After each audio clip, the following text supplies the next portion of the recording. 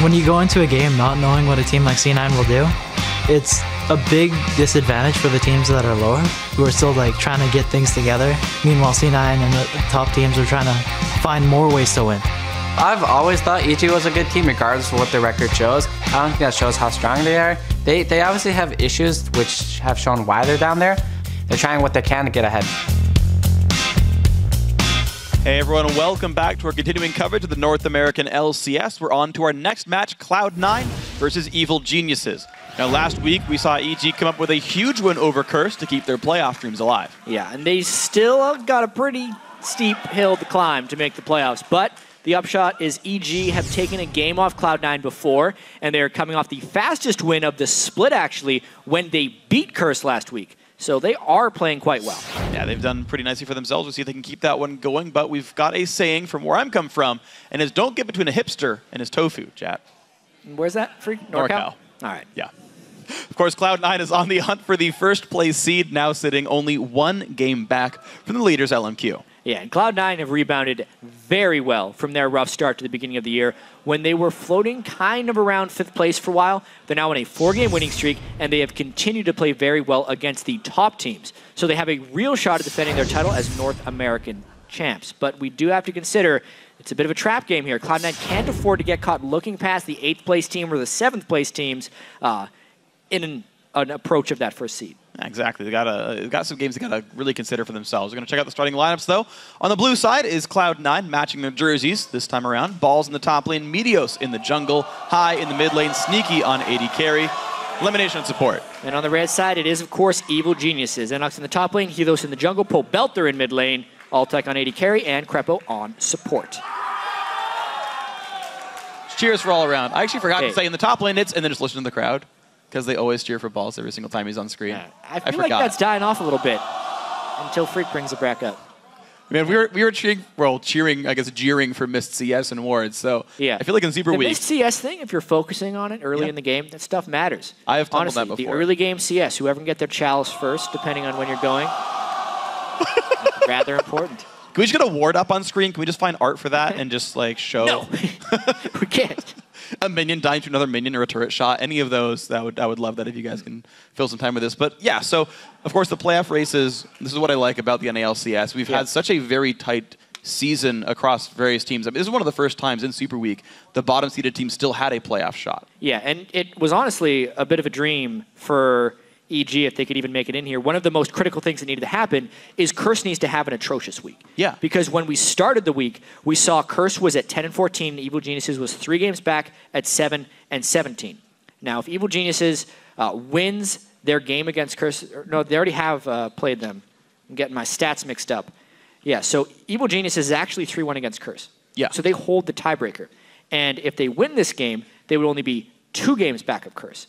Obviously, they would still have to trump complexity as well. But if they somehow beat Cloud9 here, they're also part of the race. Yeah, keep in mind, EG are 2-1 over Curse. And they're 3-1 over Curse and 2-1 over complexity. EG could own both those tiebreakers by the end of the week, get at least 3 wins. They have to get mandatory 3 wins here, Evil Geniuses overall. But they can absolutely own that tiebreaker, make 6 plays. This is still a very real playoff race.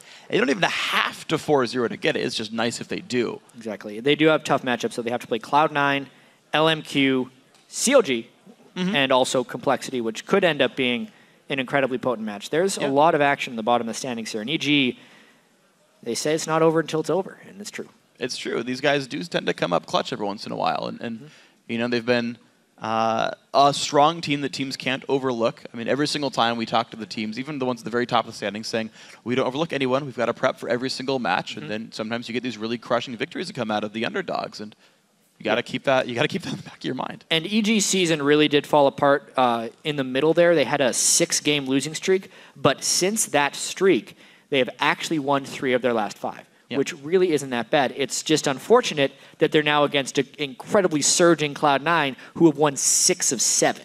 Yeah. So, you know. It's an impressive win rate. It's like an 86% win rate. It's pretty high up there. But, of course, you got to keep in mind the other side of this playoff race, which is Cloud9. They have ended every single split in first place so far and then gotten first place in the playoffs. They've never even lost a playoff game in NA LCS history. So you got to figure these guys have done well under pressure. Cloud9 does have a lot of experience coming in, surging through, and winning a bunch of games. I remember at the very end of the regular season last split, they tied their record for most consecutive wins in 13. And just suddenly, by the end of the split, they were like the best team in North America again. Well, the most they can have this split would be 8 consecutive wins, but it's still a possibility if they 4-0 this Super Week. And we'll see other bands come out. Cassidy and Yasuo removed away from high. Orianna, his other big mainstay mid lane engager. Of course, it's also a champ that Pobelter likes to play, so maybe that trains back and forth. High was very vocal in a post-game interview when we talked about why Yasuo was such a great fit for him, because he loves playing champions that can initiate. It is a natural progression for teams that have such dominant shot callers that shot caller needs to be in control of the initiations in order for things to work well. The Yasuo ban is incredibly good, especially even Cassidy. He's played Rise in past success as well, which may be what he has to end up going with. Gragas. Yeah. Gragas comes in right now. We've seen him play it in 4 of the 5 roles in the last month or 2, basically, so you can't be sure, but he's been most recently a top laner here in North America. Ball's going to have fun on this. Evil Geniuses, I do have to consider if Orianna goes to high here. Tristana and Braum will be picked up, though. They want that bottom lane with everything else available. Pressure on Altec. I'll be interested to see if that bottom lane forces a lane swap as well. The Trist Braum level 2 potential is just absurd. On this patch, of course, Tristana's explosive shot has not been nerfed yet early on. It's still 110 damage at rank 1. And it is Orianna for high. All right, he's going to have the way to engage. He's got help. He's got friends to help him go in as well. If you put the ball on someone, it won't get blocked out by a Braum shield. So if you can get Meteos to sneak in after Command Protect, then they'll have shockwaves in there. Otherwise, you can see him get stopped short just like last game. Yeah. Where Voyboy couldn't quite find the way in with the ball just often enough. Meteos, Evelyn, very good. Pobelter going to lock in Mundo for Innox. And we will have the jungle Shin for Helios. Couple of big, hard-to-move guys in that top lane. The teleport threat and early game pressure from the Gragas in the top lane has the potential to be much, much greater than that of EG, and they lock in their Kog'Maw Morg as they like to do. So Cloud9 feels like picks and bans went exactly as they expected. They've taken about 10 seconds per roll, say, this is what we want. Yep, that's what we talked about. Bam, lock it in, move it on forward. So to my understanding, this is going exactly as Cloud9 has planned it so far. Yeah, just based on how quickly they did these pick bans, they were highly prepared for this. Still, the main thing I want to focus on is that bottom lane and whether or not Cloud9 has to swap early on. Yeah. Well, Tristana is scary. The thing is, Morgana just is very strong against Braum. We'll see if that matches up very well here. Twisted Fate, though, going to be locked in the mid lane here from Pobelter. So he's got a lot of ways to get around the map and make plays for other lanes. Yeah. I feel like the only place you can go is bot lane. Yet, they've re-cleansed in a Black Shield. We've seen that story before. It was actually EG playing the team with the Black Shield in the cleanse against CLG and Link's Twisted Fate. Yet they are still willing to pick into it. So I think Pobelter may actually focus other areas of the map than the bot lane, but we'll have to see when we get into it. Yeah, I feel like it might be hard to gank for a Dr. Mundo against a Gragas, but I mean, if they can make it work, of course, then that's going to be nice and fine. Of course, Lee Sin also some good early pressure. Yep. Just thinking about how these teams are going to work out, Lee Sin wants to make early game plays, and you don't have the most aggressive lanes, though. They don't auto-win, so... No. Helios maybe just picking the Lee Sin for a little bit of jungle control. Yeah. Maybe try and keep tabs on Eve a little bit better. We'll see if they can do that. Of course, he's a pretty good duelist. Now, before the minions start falling on the Rift or getting killed by minions or champions, let's take a look at the voting from LOLesports.com. Right now, 82% of you think that Cloud9 is going to win. Yeah, you can also vote on Twitter by sending the hashtag C9win or the hashtag EGWin to @LOLesports. We will be checking back to see how you're calling the game. Every time I've said that, we've always checked back. Yes. Yes, do not tell lies. I expect we're going to do that. So, High. Yeah. An important player here for Cloud9, of course. Got the Orianna, got one of the 2 big engaged champions he wants to play. EG knew that was coming in. They said that was okay to give it to him. They thought they had the counter pick there with the Twisted Fate. Krepo got his Braum right off the bat. Every support, every AD carry left up, and that was the exact combo EG wanted. First round of picks, nothing banned away. They said, this is what we want here. So I figure, right, people getting what they want and looking for it so heavily, you got to wonder, will it pay out? And typically when EG dominates, it is Altec and Krepo carrying the majority of the weight. Yeah. Last week, actually, in their game against Curse, was the one exception where pretty much everyone on EG did amazingly. It was a complete team victory. Pobelter was 7-1-7 on that Syndra.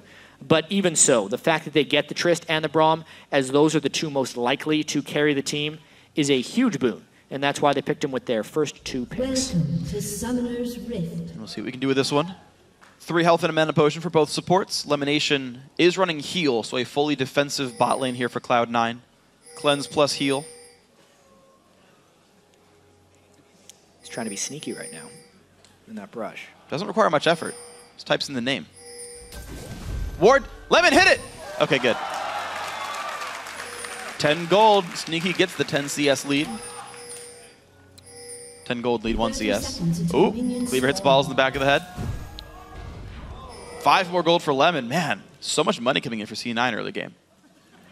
It's actually pretty crazy how important killing those wards as they're placed down can actually be in swing the outcomes of a game. Let that be a lesson to all the people in solo queue who run into a brush and then tab out. It's a very dangerous thing to do. Yep. I had that happen yesterday. Ooh, yeah. To you? He didn't die, okay, but he didn't kill the ward. Oh. Yeah, Minions it was real sad. I was in a game. I was in bot lane Tribrush, just to the bottom left. We killed 4 wards in a row. Wow. Sightstone, killed it. He's like, all right, this time it's going to work. Sightstone. We leave after the 4th ward. The AD carry puts the trinket ward down. And we're like, should have waited 4 more seconds. That was sad. But it was 120 gold. Congratulations. Interesting, actually, how EG got vision of where Meteos started. A very critical early game success right there. A lot of teams like doing this against Eve since you never know where she's going to be. Now, Helios has a couple options. He either completely mirrors the Eve from red buff to blue buff, or he tries a very quick gank because he knows exactly where Eve is going to be progressing. Looks like it's going to be Helios grabbing his Wraiths for now, so he's just going to mirror. Take a slow route. And there's a decent chance that they will meet up in the mid lane come level 3. Ooh, nice long-range bind from Lemon. Right now, Cloud9 actually have the push lead here, despite the fact that neither leashed and already both of the Targon's stacks got used. The push actually faster for Cloud9 here. And they will hit level 2 off of this melee minion right here. Yeah. Pretty important to be able to shove Braum in early. Oh, that's a bind, though. Some good harass coming down. Shield from Krepo. They just re-engage anyway. LemonNation gonna get stunned up there. Gets the Ignite on. Has to flash away. One attack. Oh, man. Not quite gonna get the stun. I mean, that is what we talked about as far as Tristan and Braum being very confident in their level 2. It wasn't synced up properly there. It actually started with the bind, and it ends up being EG burning more summoner spells than Cloud9, which means advantage Cloud9 in that lane, where they are the disadvantaged combo coming up with an early summoner spell advantage. Look at that ward from Meteos, though. Spots out Helios on the invade and says, I'm not going to be anywhere near you, Lee Sin. I know you want to duel me. Yep. This gank can't possibly work here. Helios wasting a lot of time because of that nice ward by Meteos. He actually pinged out that spot well in advance, saying, I'm going to ward here because that's where I think Helios is going to come. This is really risky by Helios. Read Helios by a book. He really wants this fight, but he's in the middle of enemy champions. I don't know why he stayed. He was spotted. Ignite is on. One attack from Dead. Burning down, and the first blood goes over to High.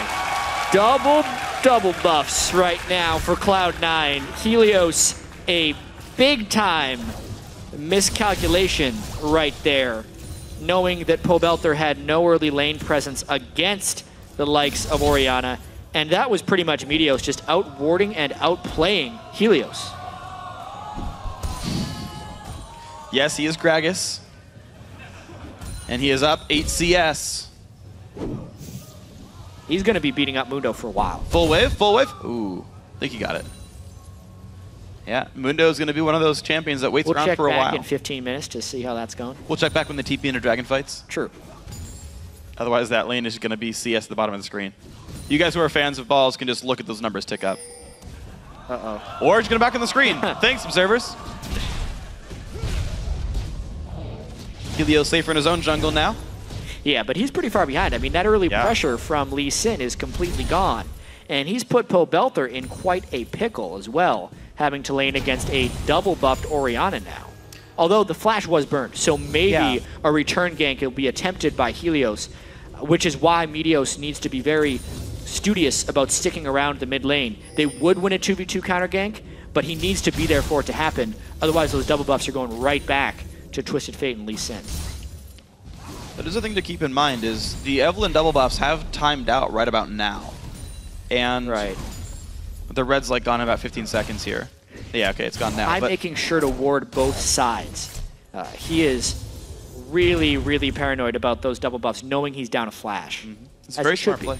Yeah, I mean, High as a player, I've seen do a lot of interesting things. I remember he used to shove the first 2 waves as fast as possible, immediately recall for double wards, and walk back to lane. And just use that to let minutes like 3 through 6 be safe. Yep. Or allow him to play exceedingly aggressive. Yeah. And really throw people off that he was playing against, because they're thinking, how does a mid laner play so aggressive? How does he know he's not going to get ganked is one of the things, because a lot of mid laners are kept in check just purely by gank presence or pressure. Yep. Or as Complexity calls it, you just bow flex pretty your jungler is there, and they'll oftentimes back off. Yeah, bow flexing is Complexity's term for just bluffing that their jungler is behind them. Yet, I would know, because he has the vision. That's the trick with Meteos here, is he's invisible. A couple of defensive pink wards, but not too many so far for Evil Geniuses. The route to level 6 is soon.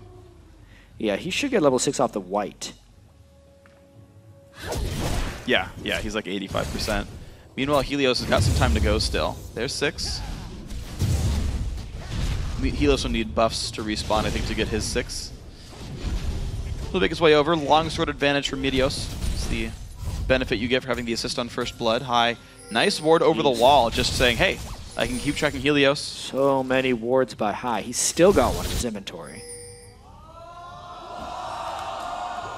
And that is a dying pink ward. Yeah, the vision control is really going away for EG right here. It's going to be difficult. Oh, man. Losing both pink wards is so painful this early on into the game. And they're already there for the red buff. Steel Balls does have pressure on this top lane, and looks like they haven't seen Helios in a while. There's the smite. Very clean red buff Steel. I mean, Cloud9 has been playing much better, and it just seems like every week they get more and more coordinated. The start of this game has been nearly flawless for Cloud9. Taking out both pink wards, can't say enough about how important that is by 7 minutes. Well, it's 260 gold swing for those. And now Evil Geniuses kind of relying on the one thing that hasn't fallen down. It's Altec and Krepo there. These summoners are all back up, so that earlier altercation didn't mean too much. It's going to mean basically a 1 CS lead. Lemon's got a pink ward down there in his own tri-brush. Helios and Krepo do want to steal, but we've seen this before. They go in the enemy jungle, but life could be difficult. Nice hop over the wall. Very nicely played. Krepo was there to get his teammate out, and they will trade red buffs, actually. Desperately trying to get something back there. It is actually fairly critical as far as experience goes in this game. Being able to match that without proper vision control is equally as impressive. And showing no fear, Evil Geniuses stay within 500 gold, which is pretty much less than the First Blood was worth in the first place. So their lanes really are going fine here. Both blue buffs have gone over to the mid laner, so they're holding equal. High didn't get anything for double buffs himself. Yeah, we can't forget about Twisted Fate's passive, though, which happens so frequently in these situations. He's gotten about 300 gold from it. So in a normal gold-looking game, it would be a roughly 1,000 gold differential. Fair point. That is Cloud9 looking decent then. But hey, money's money. TS going to have items. Equal so far in the mid lane. Equal CS as well, just the First Blood gold as we talked about. Cloud9 are typically a team that seem to play pretty risk-averse early game. It's often about Meteos finding the enemy jungler and keeping him down so that their other lanes can just play their one-on-ones and two-on-twos. Meteos becomes a walking ward, basically. Meteos beat him to the jungle item as well. Spirit of the Elder Lizard is completed, meaning if he does run into a Lee Sin, he most likely wins the duel.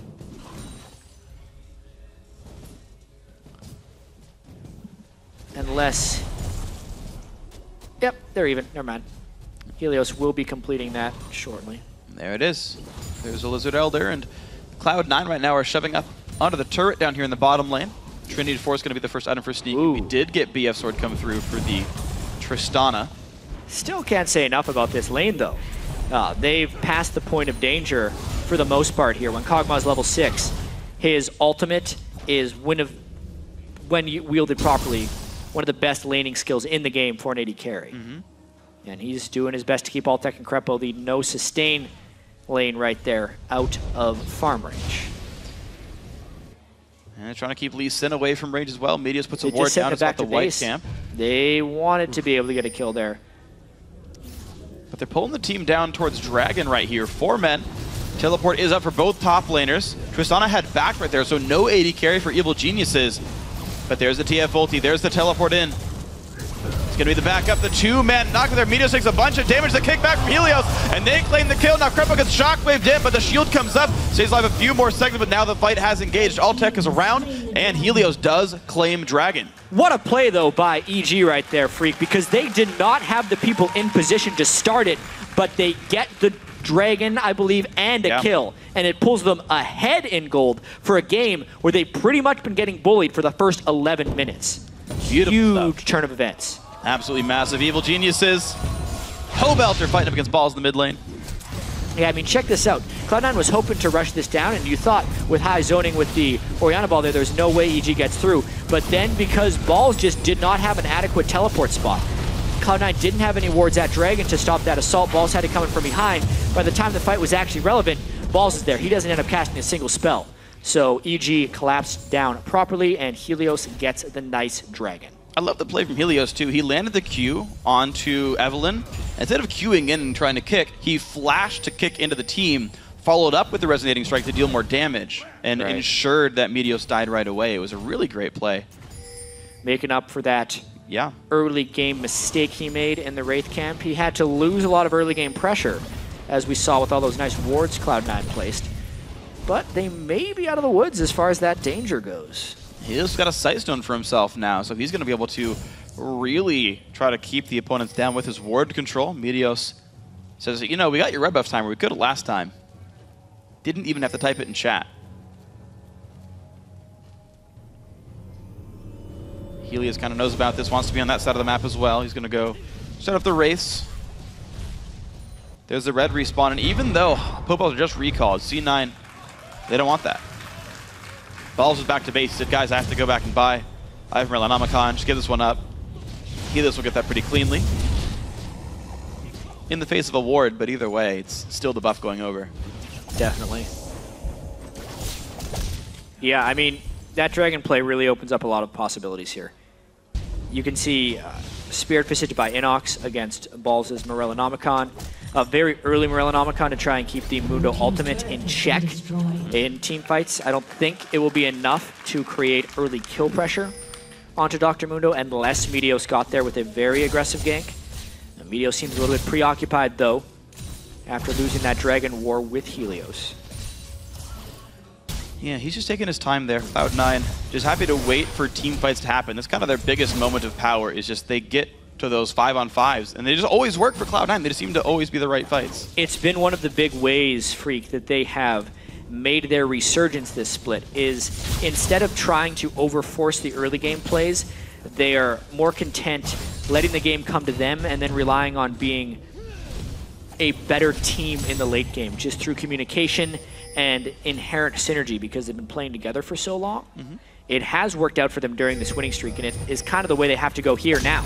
Wow, Meteos gonna get caught up by Pobelter right there. Great ulti comes out. The slow in from Krepo as well. There's the ball. There's the shockwave. Gold card's gonna be enough though. That's gonna be a kill picked up now. High goes for the counter engage. Ignite is on. Pobelter runs away and gets just enough health back from leveling up to stay alive. 2-0 EG. Yikes.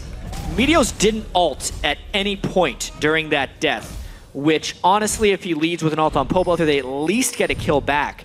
But the collapse from EG was fantastic there, and they are actually going to be getting a return steal on this red buff. Wow, look at that. Evil Geniuses finally getting their own steals that aren't turned around on. Helios already had his red buff, and EG looking happy. Don't need the time, but just want the buff to go away.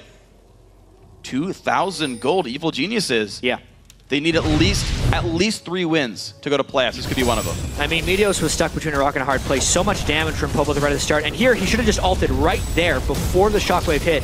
But he was paranoid about running away, not shielding himself. It would have been enough. Dangerous game plus a level helped Pobelter live after that one. could have at the very least come away with the 2-for-1, but instead it's a 2-0 and Meteos falls farther behind. And this could be rough because EG can keep snowballing this lead farther. Pobelter picked up early distortion boots to have more ghosts, more flashes, and just ults all over the place. Fight in the top lane. Innox does have the healing debuff on him. Balls really wants to stop him out there. There's the body slam. More damage comes through. Ulti gonna keep him just enough. He's basically just trying to fight through a sustain, making sure the healing debuff stays on as long as possible so that he can, over time, push him out of the lane. That's how the matchup goes, though. He can't get out. He does hold a bit of a CS lead and some turret pressure as well. Balls has typically been able... Pretty substantial CS lead, actually. Yeah. 30 is a pretty good margin there. And honestly, it's typically allowed C9 to hold pressure on that side of the map. There was one mistake, actually. They could have gotten the earlier red buff steal, the one about 3 minutes ago. But it was right as Balls had recalled and had no TP. But otherwise, he's kept that lane pressure to allow normally jungle invades up there. Yeah, it's just actually been Helios keeping very good tabs on Meteos after giving up that first blood too high. And they're very much about this next dragon play. Cloud9 probably not going to be the ones to initiate this one, although they are still covered with a smattering of wards in this area. EG's showing a lot of confidence, though. I mean, itemization-wise, a Trinity Force Kog'Maw is really scary. Yes. You compare it to what Altec has right now. So if he could somehow get in position to deal damage, it would be enough to swing this fight. But EG with the gold lead and the confidence right now may not realize that. Oh, TP coming in for Balls. Can he knock up Evil Geniuses? Helios and Krepo trying to run away. Looks like they will do so. Altec pushes them back. Everybody moved in some direction there. Yeah, more stuff down there, though. Innox is down without having to use TP. It's about how healthy can Sneaky get before they want to do this dragon, and do they want to force again? EG doing a lot of things to kind of spread out. They think they can collapse properly because of the Twisted Fate. Cloud9 tries to go for Innox. Innox in a fight, pops the ulti pretty early on. So many spells from EG here. Wow, they're going in. LemonNation gonna black shield the ulti though. Krepo and EG now down 2 ultis so far. It's about that team communication for Cloud9 just baiting a lot of EG spells out. No Braum ultimate, no Trist ultimate, no Mundo ultimate. Every ultimate up for Cloud9. Now would be the time to go to Dragon if they feel confident. Well, High's gonna hold the mid lane for now, and Sneaky's gonna kill this camp off. But yes, this could be the fight. Are they really doing Dragon while down this many ultimates? This is so bold by EG right now. Cloud9, they're almost daring Cloud9 to fight them. Meteos does not come in time to steal it, and that is Helios claiming another dragon. Evil Genius is holding those. 3,000 gold up. I mean, if anything, that just displays how much respect Cloud9 is giving to EG's power level at this point in the game. You have a Trinity Force Kog'Maw, you have the Morellonomicon on Gragas, and you have 3 ultimates down on the enemy side, yet EG still controls the spot. Unreal, and it just strengthens their lead. Well, that's just Cloud9, man. They really play these games fairly slow. And they're relying on people to just crush their lanes. They're relying on Sneaky yet again. I mean, Balls. he's playing Kog'Maw at this point. And they think a late game Kog'Maw rules all. Well, he's got cleanse, he's got a black shield. Theoretically, he gets away from all this. Not that many people on EG can really run into the back line. Mundo can run forward, but through a lot of slows, it's difficult. You're absolutely right there. Altec as well trying to power up. He's at a really weak point in the game right now. Sneaky and Lemon are not really punishing it either. Having a Trinity Force on Kog'Maw is just ridiculous in terms of power when compared to what Altec has. Yet, one thing that did happen is because Sneaky had to take Cleanse for Twisted Fate Fear, it did lower their laning phase a little bit more. And even still, they managed to hold on to the lane. So, I mean, it's just good stuff by C9. The Morgana kept them all safe, and they were unafraid of Helios pretty much the entire time. It's great play. And as far as the dual lane's concerned, so Evil Geniuses, they want the bottom side of the map. Dragon's gone, but they say, you know what, Southern Jungle, this could be ours. Pink ward down, some greens as well. I like the high. He always checks the brush with his Q, make sure it's safe, then wards it. It's more range on command attack than a ward itself, so of course, smart choice. Jeez. Cloud9 group top. Yeah. They actually made it up there without getting spotted, so it's all about whether High can fend off these 4, and if Innox can escape the army that is Cloud9 right now. Looks like he's not going to be able to. Actually does burn flash. He wants to buy even more time. There's the body slam. Binding won't land, but they are still chasing. Great slows hit. This will be Innox falling. Where is EG going to push, though? They could have pushed bottom tier 2, but they're looking mid lane for the outer turret. They'll get that one, though, instead. It's actually a pretty good trade for EG when you consider this. They did kill the Mundo, but they're losing potentially more. Let's see how much damage EG can do to this mid turret before Cloud9 arrives. Well, Kog'Maw and Eve still pushing the top lane. Mid lane tier 2 down to half, and EG will not get much more. They could bait in this brush. Krepo puts the shield down. EG hasn't made it back for the rest of Cloud9, though. Cloud9 did not send the whole defense back. Could be a kill and 2 turrets for just a turret. Twisted Fate. The rest of the team could show up. Will they ult into this? Pretty smart for Pobelter not to go in there. That was, yeah. I think he wasn't going to be durable enough, but that was one of those plays where you're like, that might just give us a double kill and own the map. Pobelter needs his Zhonya's before he's willing to make a play like that. Yeah. It's about 1,000 gold away from that, depending on inventory. There it is. Be afraid. Yes. Be very afraid of Pobelter's Twisted Fate play here. 2-0-1. He's made every kill so far for his team. Those are incredibly early Alacrity boots by LemonNation. That's the Lemon style. He always does do Alacrity boots on Morg. But I mean, even before he would do him a kills. I imagine it's because Sneaky has cleanse. He's not as obsessed with getting the McKills done. He really wants that extra move speed, though. Lemon has really interesting theories on support play as well. One of the pages he used during the NA playoffs was actually gold generation seals on Morgana, because he needed the defensive stats so little, because he can just play far in the back. He's like, I'll just get a little bit more gold this game and get my cooldown reduction up from buying items, things like that. And I haven't seen anyone run GP10 seals in a really long time. I thought that was really interesting.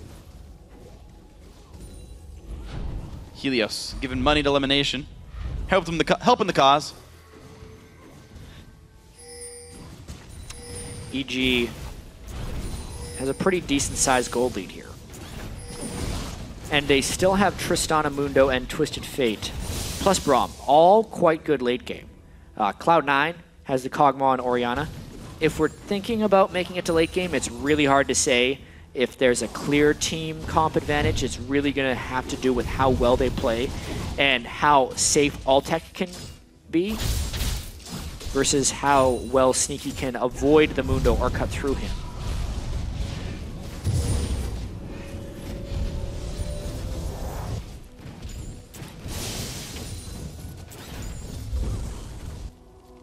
So let's see. The Dragon's up in 45 seconds. Evil Geniuses have done a phenomenal job of controlling objectives this game. 2-1 in turrets, every Dragon so far.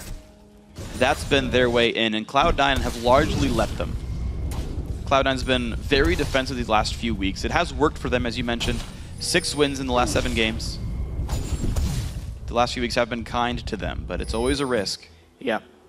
I've seen them have to come back from games multiple times because of their slow and often weak early game. But it's a style that C9 seem very content to play. The strange thing is they had a really good early game this game as well. As far as their opening to the match goes, it was just that first Dragon fight where things started going awry. Still kind of the early game, but that's even leaking towards the mid game.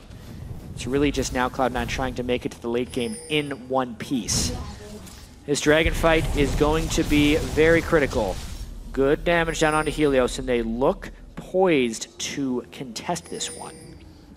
All right, it's on the shot calling then. Out rotating. Looks like both teams do want to contest this, so then who can maneuver their army better right now? Yeah. Meteos would love to get a flank in, but he's got to be incredibly careful against a Twisted Fate. He can get revealed very easily and jumped on. C9. 5 strong on the river. EG forced back towards their side, but they've got Altec pushing the mid lane. Krepo joins them as well, so that's something C9 has to react to. They've got to turn around, clear these waves. Cloud9 could probably content taking the mid turret in trade of a Dragon, but that's not exactly what Pobelter has in mind. He's going to force a second tier bottom turret for a move because he can always Twisted Fate in if Cloud9 decides to do anything sneaky. Oh, just going to get the wave into the turret, though, and Ball's going to clear that. High gets slowed, doesn't care too much, though. Looks like not much gained there. Lemon gets 30 gold, and Altec continues to hold the mid lane here. Now there is a wave slowly pushing, I believe, towards EG side of the map in the top lane. They'll EG's just going to start it again. Point, but they're going to start this. They know they have enough vision control, and they're going to force Cloud9 through a funnel. Fine, then Innox, a little bit of damage as well from high. EG trying to control the pace here. Early Void Staff as well. You can see a lot of MR being picked up by both Helios and Innox. So Balls wants to make sure he can poke out the front line just a little bit. That's not your typical Gragas build. A lot of people would do a Death Cap or a Lich Bane as their first 2 items. But these first two items do give a more pronounced amount of mid-game power. They're actually 2 of the most efficient AP items in the game if that's the start of your build. They're also arguably the 2 best items against Mundo. Since AP doesn't scale the % health damage on W, someone you expect to have much HP. Yeah, but this Dragon's getting a little bit lower. EG continues to take some poke. They've been playing this game for quite some time now. And Helios and Krepo are starting to suffer for that one. Innox back to basically full HP. They try one more time. No sustain on either side, so the poke sticks from both ends. Here we go. They're going to go for this one pretty hard. Half HP on this one. Where is Meteos? He's not quite in range. Runs forward. Not going to get in time. Shockwave does not catch a whole bunch. And Krepo forced to run away there. Does go down to Sneaky. Innox knocked into the team. Helios going to take down Meteos, but 2 for 1 so far for Cloud9. Helios has got to be careful. High stays healthy. Ball's picked into 3 more people. Does Helios chase on elimination? Looks like he's not going to. He's going to run away, but gets spotted out by Sneaky, who's got a red buff. Slows him down. Forced to flash away. He's in enemy territory, though.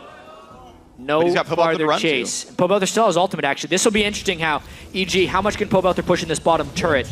Amazing that the Shockwave completely missed, and Cloud9 was still able to win that fight 2 for 1, but this turret race is interesting.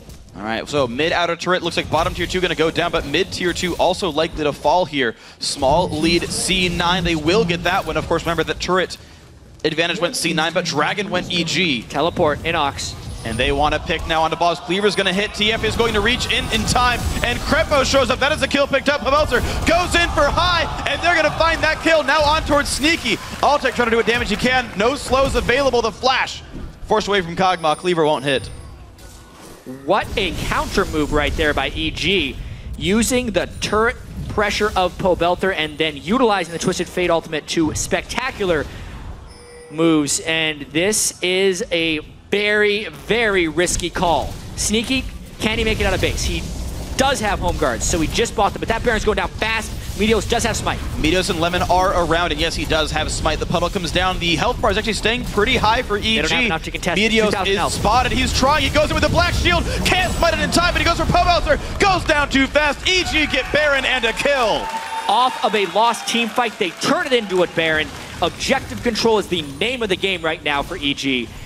And they secure a very risky Baron with a very bold call. Absolutely beautiful play, though. The pick that they got on those 2 guys on Balls and High a second ago and just turning it into everything else. We knew Helios was going to be the shot caller when he joined the team. And this is one of the best games I've seen from him strategically. Completely perfect objective control. Every Dragon, every Baron, they're up in turrets. Beautiful stuff for EG. Yeah, and Altec is sitting on about 3,000 gold. So when he goes back to base, he's going to be packing a much bigger punch when he comes back. And I do want to talk about that Baron just a little bit, Freak, because so often do we see people saying, it was a Baron throw. Oh, they shouldn't have done Baron in 20-some minutes. Baron is one of the best ways of securing victory. And of course it is a risk that frequently backfires on teams because that's just the way it is. There's so many skill shots in League of Legends. There's so many variables that you can't know and that you have to outplay that Baron calls like that oftentimes decide games. We saw in that previous match between Curse and Complexity. Yeah. Those weren't horrendous calls by Curse to go for Baron. They were clutch smites by Kez and timely collapses by Complexity to stop Curse from making potentially game-winning plays. And this right here was just EG trying to take hold of the game in an aggressive fashion, knowing that the smite steal was a potential possibility, and they didn't know for sure if Sneaky was going to be back in base or coming to end up the harassment. They got a little bit lucky, and now they hold the Baron buff and a 6,000 gold lead. And now Eugene says, what can you do with this buff lead? 6,000 gold is tenuous sometimes against a team like Cloud9, who are great at coming back from games.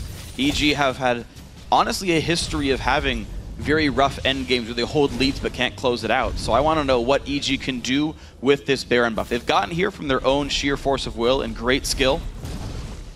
But now what else can they grab? They should be the more powerful team. They should be able to push their way around the map. How well can Innox dive turrets here will be a big factor.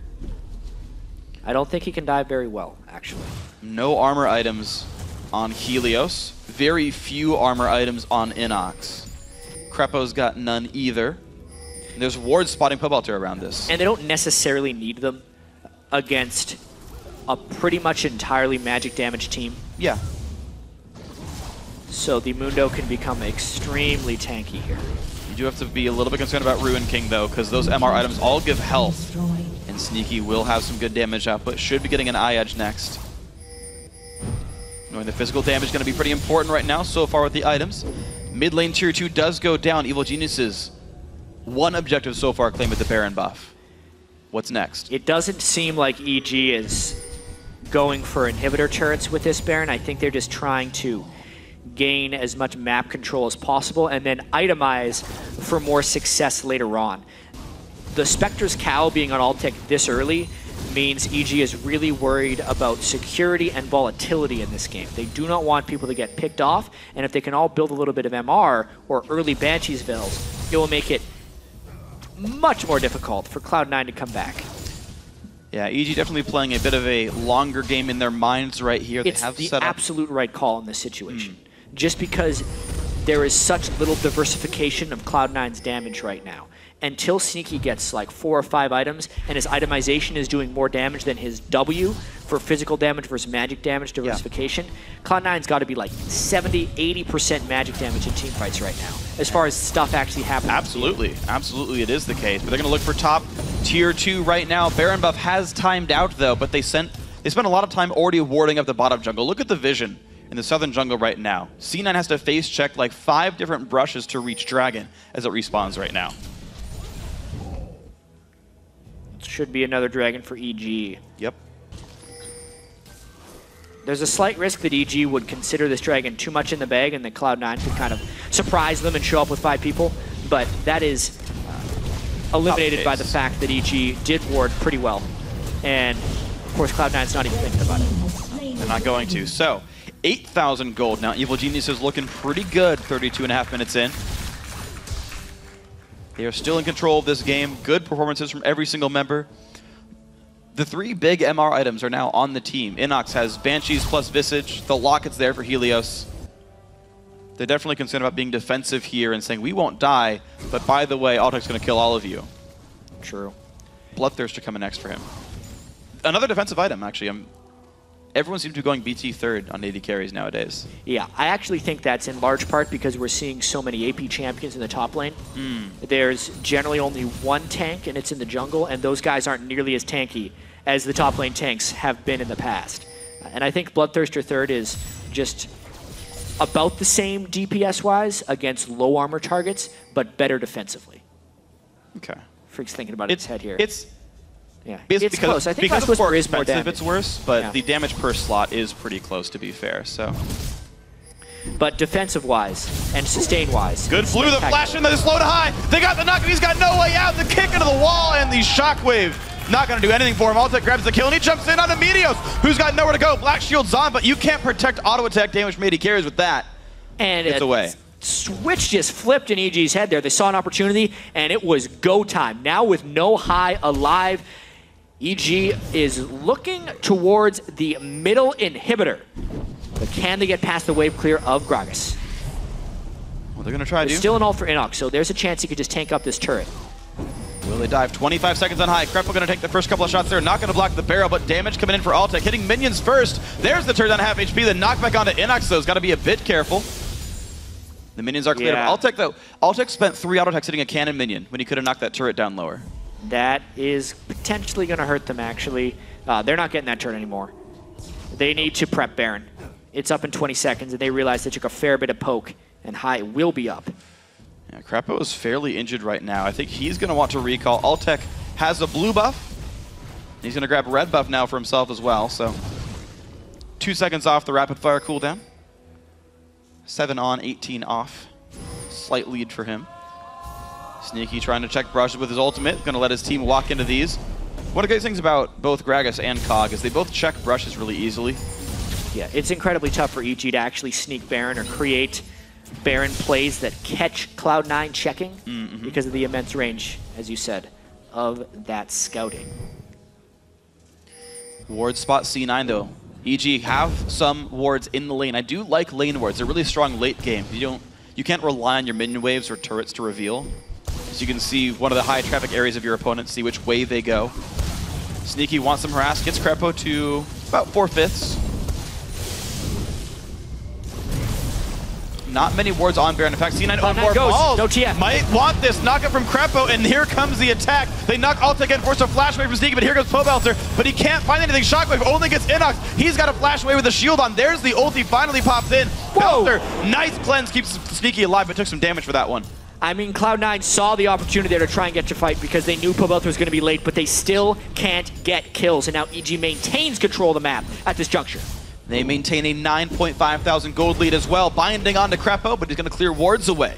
EG don't quite own vision. There we go. Helios with the oracles is going to get that. Pinks are down. EG still playing for wards right now, not yet rushing on Baron. Sneaky back to full health. He's already healed up with home guards. I mean, you can see the power of Pobelter right now with that Lich Bane. That gold card, despite it being cleansed by Sneaky, took about half of his health. Pobelter actually, when he teleported in, gold carded the minion. You can imagine if he would have landed that first gold card on a priority target, we could be seeing a different game right now. Yeah, he just wasn't in range. He actually tossed that away as fast as possible to put it back on cooldown. True. Lock a new one, find a new target. Sneaky like immediately hightailed it out. He played that really well. Actually forced Altec to flash as well. And still the flash on Kog'Maw. Still Black Shield is up. Pretty much max items on Pobelter. He just picked up that death cap, if I'm not mistaken. Yeah. I think that was most recent. Yeah, he had Lich Bane before. He didn't have death cap before that, so his ability power actually jumps from 412 to 650. Jeez. Well, 646. I was rounding up to make it sound scarier. It is scary. Don't worry, 646 also scary. Yeah. More syllables too. Pobelter gonna crush the golems. Kills them rather quickly. And here we go. EG have used their first Baron to claim one turret. Pobelter split pushing his claim to second. They now have killed all 6 that are outside the base. They set up Dragon, got that. They set up Baron, but haven't found a fight off of it that they wanted yet. And we talked before the game about how the cleanse on Sneaky and the Morgana make it difficult for Twisted Fate to come in and lock him down. It almost doesn't matter at this point. With how much damage Pobelter has, if he just gold cards with a Lich Bane proc and a stacked deck, it nearly one-shot Sneaky. He doesn't have magic resist right now, and it would be enough to push him out of the fight. Oh, they want this. Ulti comes in. Who are they going to find? Shotgun's going to catch him, though. Pobelter forces Zonia's. Damage comes through, but here's the rest of the team. Can Pobelter get away? No, he cannot. Balls claims one. The slow comes down onto Innox, and Balls gets over the wall. High stays safe as well.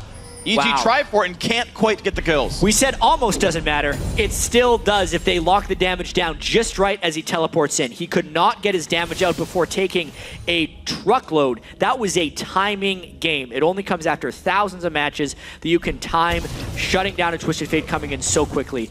Absolutely crucial move by Cloud9 there to survive the assault of EG. And it was close, but it did not quite work there for Evil Geniuses, so Cloud9 gets some breathing room. 28 seconds of power play here. Watch this right here. Shockwave as Pobelter comes in by high. Then he can't get the gold card stun until after, I believe, he's out, and then he dies from balls. That was not only the Twisted Fate ultimate being timed properly by high Shockwave, it was the Gragas ultimate being timed 2.5 seconds after the activation of Zonia's. Spectacular play, but still a 9,000 gold lead for EG. And Cloud9, all they can do is put some pink wards back down on a Baron and grab their own blue buff again. And EG are back in control right here. By the way, Dragon's up, but they've got to be careful about taking that down because Sneaky kills Baron in about 2 seconds, give or take. His items are really far behind, though. Yeah. Still doesn't even have that Phantom Dancer. And that's going to really hurt his physical damage. He has barely any AD to crit in the first place, so it's still a very magic damage heavy profile. It's like just basically the Ruin King proc. This is entire physical damage. Red team has slain And Randuin's now out for Innox, so he's tanking up. Randuin started as well for Helios. Got a Warden's Mail already. There's the Giant's Belt. The tanks are actually eclipsing Sneaky at this time. Like, Sneaky's like really 5,000 gold away from being a real threat to the frontliners. That is a scary It's thing. a long time, though, that Cloud9 would have to hold out. Balls has a lot, though. 13,000 gold, has the 4 big AP items. Yeah, he's a real threat to Altec as well. I mean, they see Innox in the bottom lane. They'd force the teleport in. How quickly can Cloud9 get this Baron down? Very quickly is the answer. Can they even get a steal at this point? EG's slow. He's coming in. Baron Nashor goes down. The fight starts. Shotgun kills Pobelter, but big damage comes through. Lemon is gone. Pobelter will fall. But is this the fight that EG wants? They are chasing down. High has a shield. Sneaky gets away from the queue. High will die. Sneaky's got nowhere to go. In comes Altec. There's the knockback. 3 kills picked up for Evil Geniuses on top of the Baron. Can they push? I mean, another amazing shockwave on top of Pobelter's Twisted Fate, but it is not enough because Krepo lands a spectacular Braum ultimate right in there and completely clears out 3 members of Cloud9. Now, how much can they push with these gargantuan death timers? Balls and Meteos, the only ones alive for 15 seconds. The mid and AD carry player still gone for 30. Top lane inhibitor turret is going to go down. Still a 3v2. Innox does not seem to feel pain right here. And of course, you still got Helios setting up the mid lane as well. LemonNation back alive. 4v3 on the map. Meteos kicked back by Helios, but an inhibitor down. Yeah, both Balls and Meteos are still wearing that Baron buff, but they just lost a very critical part of their base. Yeah, Helios just late right here. The Glacial Fissure hits 5 from Krepo, and then the wild card still did go out from Pobelter there, but he gets ripped apart. Then it's just all about the resets from Trist right now with the red buff. No true escape. Cloud9 does their best to split up so that they can't get chain Gooba stomped by Altec's Trist. They still lose 3 and the inhibitor though. And what's crazy about this as well is think about the actual value of that fight, because Evil Geniuses are now up 11,000 gold. Baron Nashor is worth 125 more global gold than an inhibitor turret. There's barely extra value there if you don't count the buff, which is off of more than half the team right there. EG actually come out ahead, I would say, overall in that engagement, and they're still looking to pressure. And itemization-wise, they are more complete than ever. I'm surprised Innox actually went with a Thornmail, considering what lackluster amounts of physical damage are coming out of Cloud9. But I think that's more so they can tank turrets and try and end this game. I think so as well. EG going to cash into the fact that Innox should be unkillable right now. And that could very well be the case. Pobelter running double elixirs for himself. Upgraded Scrying Orb as well. He's completely maxed out on items 43 minutes in. 700 ability power with his Elixir of Brilliance right now. But he has not been able to pull off a nice combo. High has been right on top of that Twisted Fate fort with perfectly timed shockwaves. Plus the wave clear. Basically means EG has to assault without minions. It's going to be a bit difficult. There is a big wave building up top lane. I wonder if it actually has 2 supers in it, because that would be very hard to kill. Pobelter has got to be careful. Pops goes flashed away from Balls. Here comes Helios on the side. Pobelter losing a lot of health, though. He's got to be pretty careful. Breaks the black shield, but no health left on him. Has to run away from Kog'Maw. Big wave in the top side. EG can't get much headway. The mid inhibitor turret actually fully healed since they last sieged it. Jeez, it's the stall game right there. You can see the ranged assault of Sneaky ever so close to picking off Pobelter, and that delays the siege once more. Pobelter has to go back to base, run all the way to the other side of the map, which takes roughly 30 seconds, and that's going to be a while for Cloud9 to recover. All right, Cloud9. Can they make it to the late game? They've got plenty of room to grow. A full 2 items left to buy for Sneaky, whereas Altec is already done. See if he can get there in any time soon. Pretty much only Krepo has a lot of room still to go there. Innox 1 slot left. The rest owning pink wards. Krepo actually probably wouldn't even sub that slot out anyway. Wants the vision as a support. Helios just off on the side. And they've got the teammates back. There's a wave pushing the top lane right now, and EG are trying to siege mid. All right. Innox taking turret shots, but no one in position to clear minions away. Or sorry, to actually take shots at the turret. The only guy that they can really trust to doing that is Altec.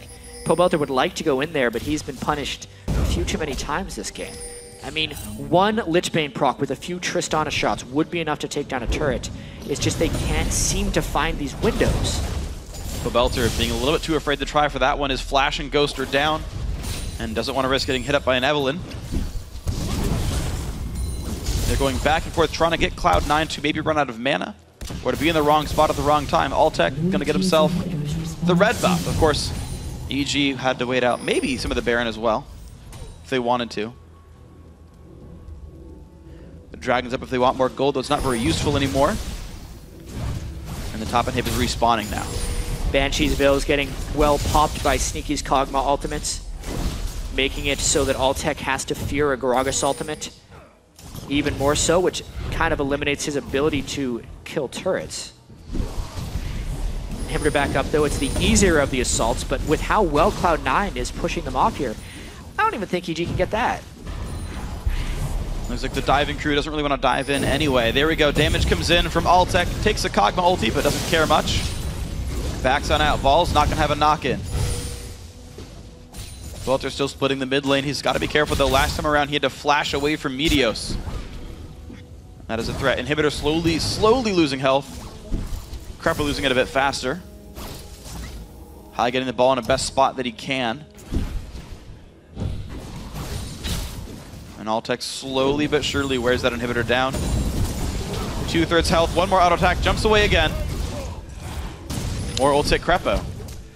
Things are getting pretty scary now for EG. They haven't been able to make any progress in this siege, and actually having a couple close encounters that could have went very, very wrong.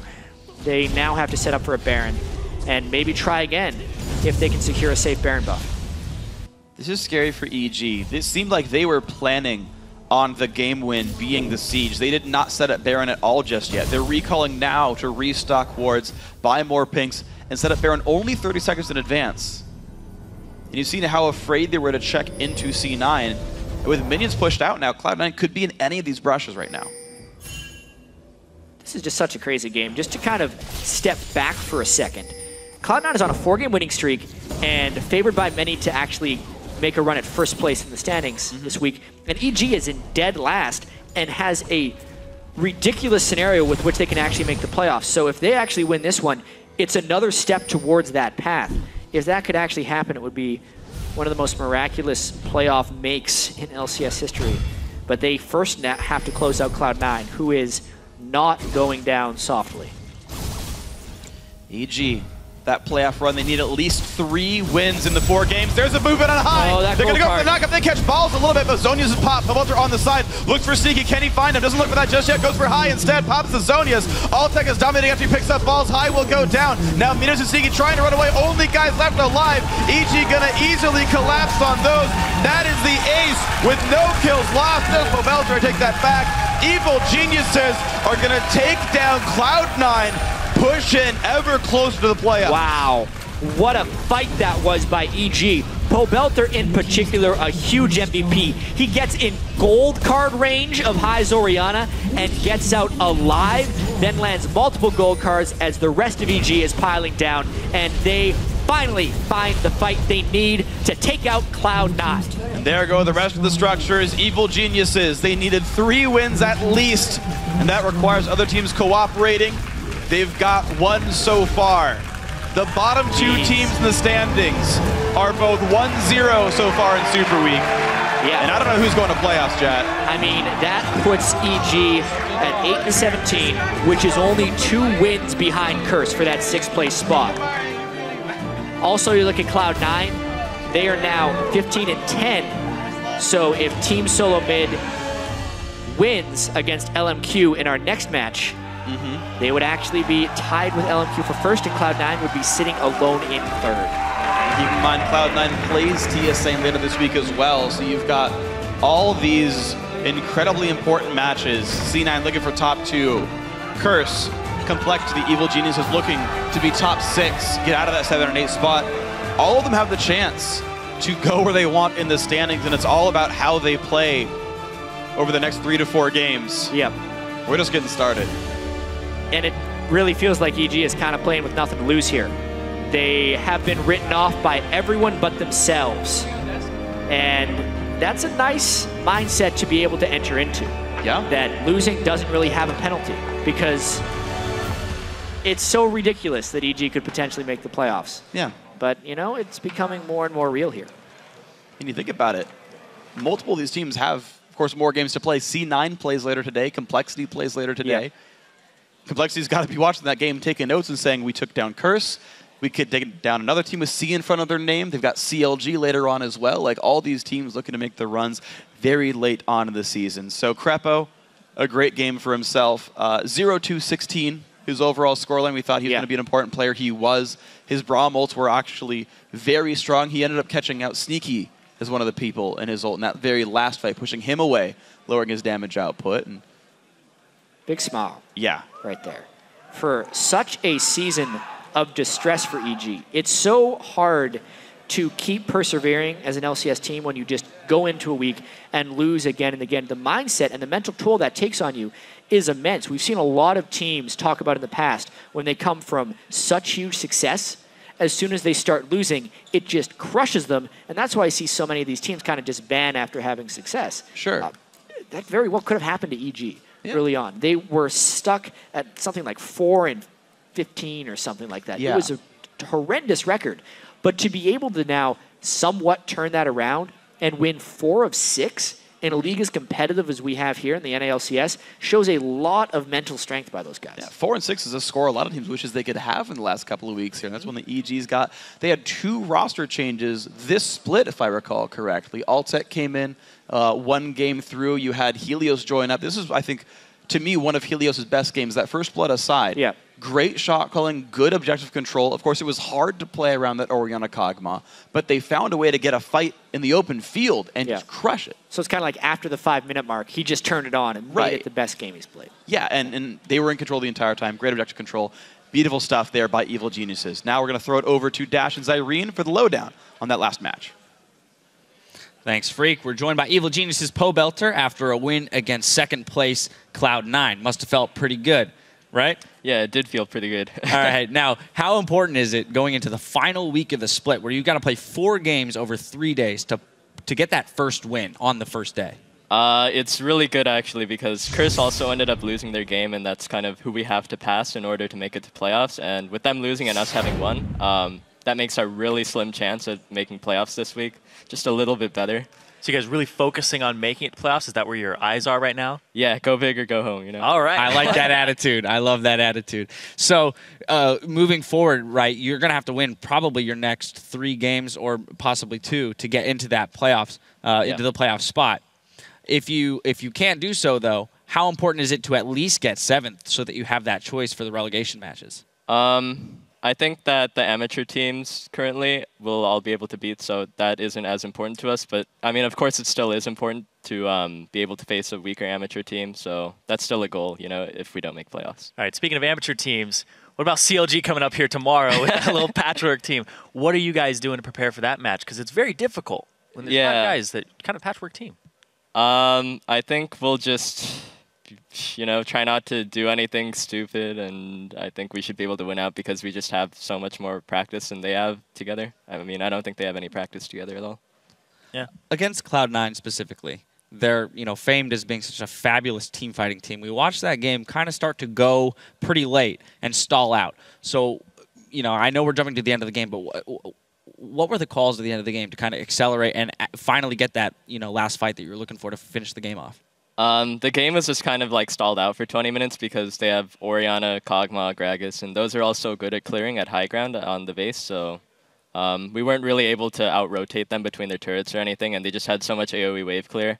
We knew that all we had to do was kind of wait it out until next Baron, because then they'd finally come out of their base, and then we could force a fight on more open ground, and so that's pretty much what we did. And you guys picked the Mundo in that double AP. That seems to be all the rage, and Cloud9 kind of pioneered that in the last couple of weeks. Is that really the strategy? Just get Mundo tanky, stall it out, and then you guys win, even with a gold advantage early? Yeah.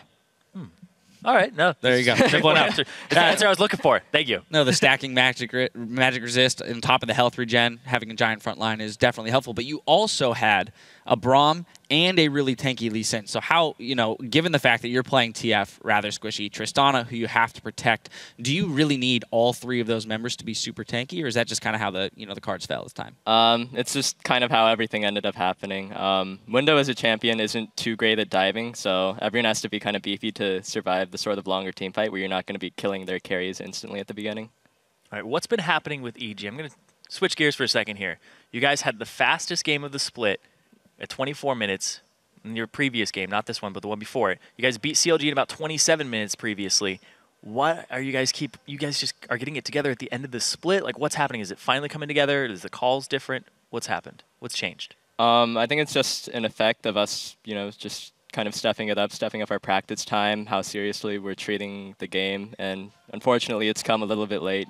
There's still a kind of some chance that we make it to playoffs though, and so we're hoping that we can ride this recent success into playoffs. All right, I want to jump into a replay from the game. About 40 minutes in, Cloud9 manages to pick up the Baron, but you guys get a triple kill off the backside of that. So talk to me about that initiation, because you actually go in pretty deep for this fight. So I'll let you walk me through it. Okay, so we see Dr. Mundo teleporting onto the ward right there. There's actually a ward in pit that if you teleported to, we probably could have just wiped them, but unfortunately that was a mistake. I get a stun onto high and then pop Hourglass. And so TF's really good at that, just stunning someone and then drawing aggro as soon as his Hourglass wears off. And my teammates, they're still all around me trying to get me after my Hourglass wears off. And from there on, Altec's just putting out consistent damage, and then we're able to clean up the fight. It was a fantastic Braum ult, too, by Krepo there, Yeah, lining them up. So my next question is going to be about that bot lane, Altec and Krepo. We saw them play exceptionally well last week, and they're seemingly doing so again. How important is it that those two, being in the duo lane, have their synergy and really come out in these late-game carries? It's really good. Like, they've shown moments of brilliance throughout the entire split, even towards the beginning when Altec was a new member. Like, there was this game against Curse we had where we were doing Baron, and then they just both shot out skill shots and killed the guy trying to come in. So they work pretty well together, and it will only get better. So yeah, you guys seem to put a lot of attention there. Innox was down 130 CS, but still relevant on Mundo. Is it just that's the strategy? Just focus that bottom lane and get them fed? Yeah, I think that's just how our team ends up working out. Like, Altec it just happens. Yeah, he just is a very greedy for farm player. And it works out for us a lot of the time, though, so it's okay. Well, yeah, when you're playing those hyper carries, you've got the Kog'Maw and the Triss. It's just kind of the flavor of the month right now in the AD carry position. It's not bad to be pulling a double lift and get all that farm. I want to jump into the final replay we have just real quick so we can close out the game itself. 48 minutes in, you guys go 5 for 1 in the mid lane. So just walk me through this kind of bulldozer of a fight. Okay, so they finally got out of their base, so I start flash engaging with the gold card, and then Braum lands a nice ulti, and then their carries are being zoned up by me because TF's just the best late game champion in my opinion. And so yeah, from here it's just clean up. They all used flash to get away from me, and then Mundo is chasing them down because he's so tanky, and in the back Altec's just dealing consistent damage. So you see this opportunity because you're the one who initiated it, right? So did you communicate that to your team, or did you just flash and go? I said, yeah, I'm gonna go on high, guys. Go, go, go, go, go. Yeah, your Zonia's plays were really, really good all game long. And I actually want to ask you, because you gave us the play-by-plays of those, what are the communication like? You just said that you say, I'm going, but what are the calls like in a very long, drawn-out game where you have a lead and you're just trying to stall it? When it's being stalled out, it's like, okay, we'll try pushing this lane. Okay, wait, never mind. They cleared the wave in 2 seconds. Let's try this lane. Okay, it's not working. We're just going to wait till the next Baron. All right, I have a question that's completely outside the realm of the game itself. It was actually a Twitter question that we had last weekend, which was directed towards you, of how do you balance work and school as a pro player and school, and then are you helping Altec in that kind of scenario, like having had that past experience? Yeah, well, fortunately, I don't have to worry about that anymore, but I guess it was kind of an issue having to juggle school and Pro League, but I just go to school, try and get as much homework and studying I could done during school hours so that when I was home I could focus on playing. Right. And Altec, I mean, how is he is he handling it well himself? Or? Oh, yeah, he's actually on summer break right now. I think he opted to take online schooling or something of that sort instead of just trying to commute back and forth from Canada, because that would be kind of a hassle. That'd be rough. Yeah. That would be rough, to say the least. That'd be so ridiculous. All right, I got to ask you, what do you want to do when you grow up? Besides be a professional video game player? Or do you want to do this forever? Probably not forever, I'm kind of boring, I guess. I just want to have a stable office job, work a 9 to 5, come home to a wife and kids. There it is. He's planning ahead. Ladies. Anyway. Playoffs too. Yeah, looking into the rest of Super Week, you've got CLG, Complexity, and LMQ. Now, like we mentioned, there's the substitute roster of CLG. There's Complexity, one of the other teams that you need to pass up to get into that 6th spot. And then LMQ, who's just having a little bit of inner turmoil right now. So what are your thoughts on those 3 matches? Good odds, or how prepared are you? How confident are you going into them? We're pretty confident going into the rest of the matches this week because we think that we can beat all the other teams. Like you said, LMQ is having some inner struggles right now, which sucks for them, but works in our favor. CLG with the roster kind of explosion switch up. And so yeah, having won the C9 match, which we expected to be one of the hardest for this week, we're feeling good. And since you guys said you had your eyes set on playoffs, so I actually want to change that for a second. If you were looking at Challenger, which Challenger team would you not want to face? You said you're good with all of them, but which one is the scariest to you? Actually, Team 8, who dropped out in the semifinals, is the scariest to me. Like, they always put so much pressure in. It's kind of hard for me to get going, and whenever we scrim them, I feel like 2 or 3 kills early on, so yeah. All right, well, lucky for you, that's not going to be an issue, I guess, at this point.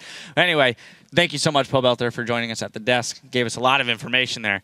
Now, we've still got more Summer Split action coming your way. After a quick break, LMQ will take on Team Solo Mid in a battle for first place. Don't go anywhere.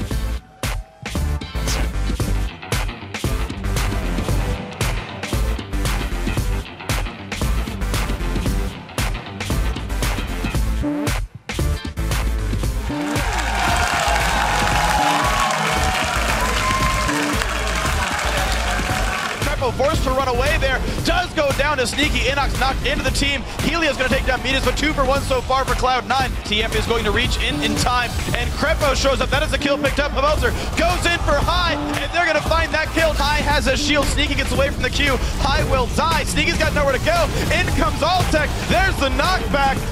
Ori, put it on the black shield. Cog. I'm going to sit on Cog.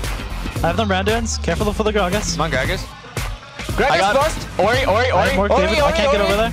I get it. I'm ulting now. I have a cleaver on them. I have a cleaver on Cog. We can get Eve. We can end the game. Okay. Finish game. Stop saving them, Johnny. Okay. Yes! Oh, the dream. The dream is real.